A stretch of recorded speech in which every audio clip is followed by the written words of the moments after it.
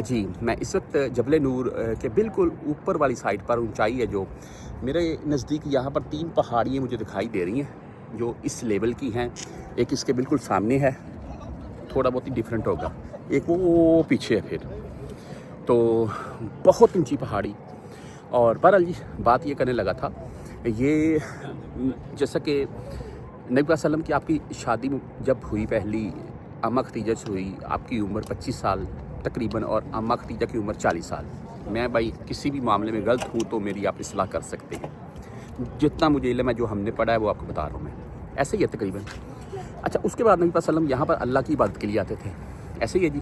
ابھی اماں ختیجہ جو 40 پلس میں تھی، وہ حضور نبی پاک صلی اللہ علیہ وسلم آپ کے لیے کھانا بنا کر لے کر آتی تھی.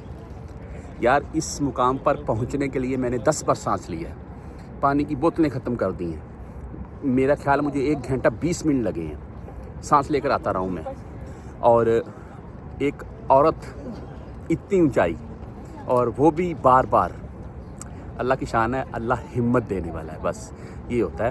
باقی یہاں پر ہی وہ ایک چیز اور ہے، وہ کیسا سین ہوگا، وہ کیسا منظر ہوگا جب نبی پاک صلی اللہ علیہ وسلم آپ پر پہلی وحی یہاں پر نازل ہوئی.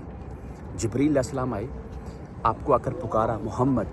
آپ تھوڑا ایک دفعہ آپ سہمے، یعنی کہ یہاں اس پہاڑی کی چوٹی پر کون ہو سکتا ہے.